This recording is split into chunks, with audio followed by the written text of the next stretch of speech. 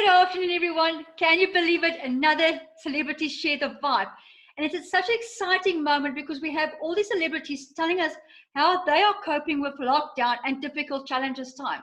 Now, like I always do, I do not introduce our guest.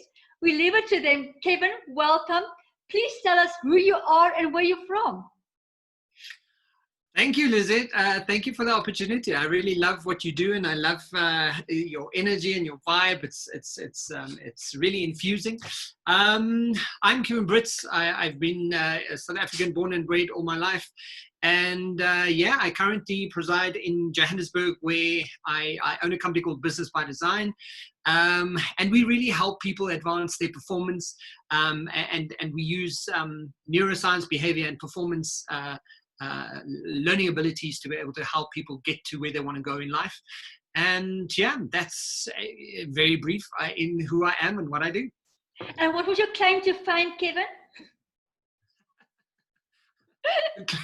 My claim to fame was I used to be the voice of Steve from the F&B ads, and yeah, it's a beautiful story because that wonderful ad campaign happened, and it then led me to have an actual business, and where I was teaching people about voice and how to use voice and what voice really impacts your business and how that can actually make a huge difference to a brand. Yeah. And yeah, today I have my own business, and I work with people all the time and really help them get to where they want to go in their life. And yeah, it's been exciting, and I've done a few things. Exciting journey, isn't it? Great stuff. Now, yeah. Obviously, having your own business, how do you find lockdown and how that lockdown impacted your business? So what are you doing during lockdown? Yeah, so like everybody else, lockdown hasn't left me alone. It's been quite difficult. But as you know, I mean, as an NLP practitioner, part of what you see and what you focus on and what it is you create in your world is really a choice.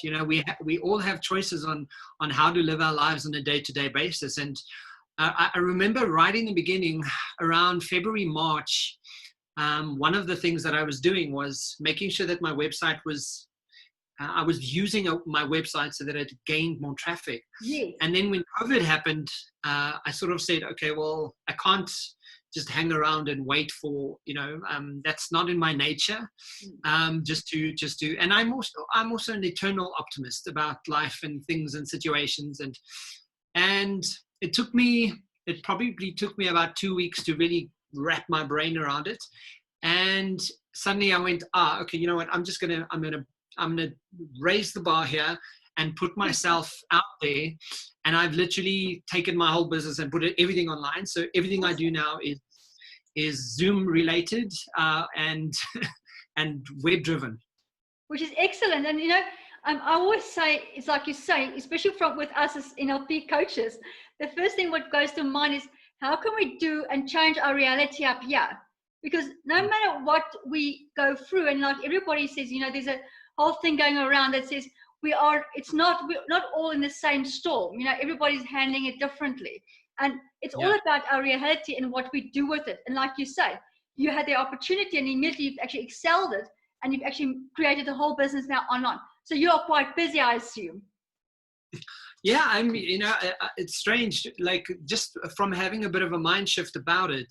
And I know you will understand when I say instinctively, we as humans, when stuff goes awry and things are changing, we instinctively make ourselves smaller. Yeah. And the very opposite of that is what the world needs and what your brain needs. Very true. It doesn't want you to be small. It wants you to reach for more than this moment right now. And it's what I teach people all the time, and get them to get their brains wrapped around what does that look like? Because you get so caught up in the problem and being in the now, and I can't get past this moment, that it completely debilitates you. So part of my brain really wants us to be able to let go, well, what's bigger than this moment? And then I realized, what's bigger than this moment is to be able to get everything online and to make myself efficiently available to people at a drop of a hat. Exactly. So I have systems in place, I have websites in place, I have social media in place. I'm doing interviews like this one. Yeah. And it's crazy because I'm a firm believer for every major shift in your life, it's a new stepping stone. And if you can see every shift is not a negative doom and gloom, life changes. So that brings me to the next question. How do you juggle family time, work time, and just overall, how do you juggle the time? Because obviously you are cramped in with family and dogs, cats, and everything. How do you juggle it now in between? I think, what people, what I find, even with my coaching now, with a lot of business owners and situations that they obviously found themselves with the COVID, is they forget that part of your day-to-day routine needs to be managed like you would manage anything, in your work environment. So one of the things that I think that's really beneficial and really useful, and I call it mind management, not time management. It's mind management, because if we can manage our minds and we can set boundaries, we can set allocated space for where I'm working. I mean, on a day-to-day basis, no matter what I'm doing, I get dressed, I sit down in front of my PC, I create a complete structure for my day. I still follow my calendar, I still do my necessary tasks. It's very structured, and I think that's really the best approach to be able to deal with COVID at the moment. Oh, absolutely. And so many people say to you, but now, the family's around you, but if you make sure the routine, and I'm the last person to do routine. I don't do rules, I don't do office hours. But when you start understanding that if you can start limiting what you're doing and you're putting it in boxes, you've got more control over that. Yeah, and I think people also have that association to when you're home, you're relaxed and you're doing other stuff. And, right now, it really calls for us to be able to get up and to get dressed and to say, okay, cool, I'm up at this time, I'm going to have breakfast, I'm going to go for a walk with the dogs or whatever, and then I'm back and ready to start working. And I think, with children in the house and with partners and people in your house, create a structure, create a bit of, and it doesn't have to be a rule-based approach, but create a bit of structure, because it creates structure for me and it also creates structure for the other person. And we both know where we stand, and it becomes a bit easier to manage. It's so true. And it's especially, I always say, I'm fortunate, I work from home, my whole practice is from home, and I only go and see my corporate clients and I train at their places. But it's so important that you, like you say, get up, get dressed, and see yourself going to work, or having downtime or having lunchtime or whatever. Otherwise, it's all in a disarray. Tell me what keeps you motivated right now. Look at it smile. Well, motivation is like taking a bath. You have to do it every day. True. And I think, a lot of people, especially when they find, people in our industry, they think that we have it all covered and we're just happy, crazy, wonderful, exciting people. And we're not. we're human beings with emotions, and I experience everything everyone else experiences. The difference is how I respond to my life. And I think part of my motivation, there's a process of it, but I really, one of the key attributes for me, and it's, I've seen it in so many instances where if what you're doing is supported by your value system, everything else becomes a little bit easier. Motivation doesn't come like this thing where you have to get up and go. When your values, and when you know what they are, and you have driven behavior, specific driven behavior that supports that value, motivation becomes easy. So I think it's sorry, but I was thinking, it really is it's a brain thing more than an external activity or an external kind of um, moment that you're having with someone. What motivates you is supported by what values you hold dear, and there's so many processes you can do that to discover what your values are.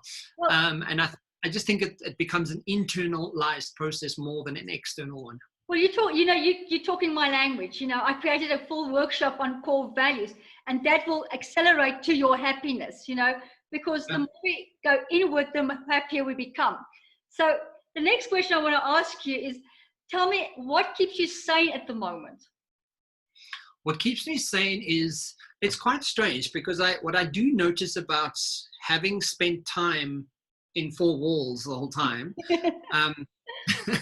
that I think what I'm starting to realize is how much more I appreciate the people that are in my world. Yes. So, from my partner to my daughter to friends, and really just shifting my brain and not being like, for example, I haven't seen my family for some time now, and we only get to Skype. But when I think of them now, having been stuck like this, I really start appreciating what that means. And very often when you think, oh, well, I'll see you later, I'll see you next week, whatever, I'll phone you tomorrow. Now that you're in this situation, I'm going, oh my goodness, what if I couldn't do that? What if I couldn't see you next week? What if completely different, yeah. So what's the one thing that you miss the most right now? The one thing I miss the most right now, one of my highest values is freedom. So part of what I'm struggling with is just being allowed to do what I want, when I want, how I want, and I think that's really sticking a thorn in my side. Yeah. So, and that's why I'm doing a lot of brain work and keeping myself, it's important, enlightened in what's happening in the world, and how to do it differently, and how to create that freedom differently. Because for me, freedom is such a big value. And when you say to me, okay, you're not allowed to do this, my brain instinctively goes, no, I'm going to do what I want. Yeah, so I think that's what I'm really missing. It's just the freedom just to go out and see people and do what I want when I want. Yeah. And I think a lot of people watching today can literally relate to that. Even myself, somebody says to me, but you're so used to working from home. I said, no, it's that mindset. I can do what I want whenever I want. Now I can't. And that makes a huge difference. Now, Kevin. So I just want to add to that last, before we go to the next question. What's nice about the thing is, if I look at freedom and, as a part of being my value system, and this is maybe for people who are going to view this video, is just to have that thought process to how do I take what I value and bring it into my moment right now? And how I've done that is taken freedom and said, okay, how do I express freedom in a way that I can do it now online, because I have to do everything online now. So, and that's what I'm busy doing. So I've expressed freedom in getting stuff more done out there, and have the freedom. So I'm not stuck in an office. And so, part of what I think people should take away from the importance of values is, even though freedom is locked down right now, but my freedom still can be expressed in other ways. And having that attachment is so important. And that is so true, because the moment you change your mindset, or the mind shift, I always say, if you can just change your focus for 1 millimeter a day, you've actually gone quite far after a year has passed. And it's exactly what you're saying. Freedom doesn't necessarily mean to do what I can outside, but I can do it, like you say, recreate freedom for you in your space of mind. Yeah, because currently, I don't have to go anywhere. I can just sit on my laptop, and people come to me on my laptop wherever I am. So that's a sense of freedom, and the systems I put in place have created a bit of freedom for me. So I don't have to actively go out and do stuff and phone people. And, it's how else do you supply or support that value? And that's exactly, why. And I think that's what motivates me. That's what gets me up in the day and goes, okay, cool, I can do this, I can do this, I can do this. I always relate it back to feeling. because feeling can be so debilitating and so not debilitating, or enabling at least. But when your feeling feels good, when you have a feeling that's associated with how I'm doing today, it's a clear indication of where I'm going, what I'm doing, how I'm doing it. So to find that nice feeling of, okay, this feels good, it's a nice practical way to do it as well. Oh, so true. Absolutely. So, I enjoy so much talking to you, but I've got so much more questions for you, and I'm sure everybody would love more questions. But the last one, what's the one message you would give people, not just during lockdown, but also during troubled times? What can they hold on to? What's your message? Sure, that's such. I mean, I know you send me questions, and I normally have answers for everything, but I think currently my message would be, and I don't know how about swearing is on your channel, but there's a phrase that really sums it up, and it's hashtag GYST. GYST, and what it stands for is get your shit together. Yep. And the reason why I say this and why it's sort of in your face like that is, I think people need to be a little bit more responsible in the world right now. Yep. COVID in itself has shown us that, just from being in the world and doing what we want, when we want, how we want, we don't really consider the other person. When I go to the shop, like paying for my groceries, very often we don't pay attention to the person who's opposite us. Yes. And now, because COVID is such a big thing in the world, if I have COVID and I don't think of how I'm using my space in the world, I'm affecting the world.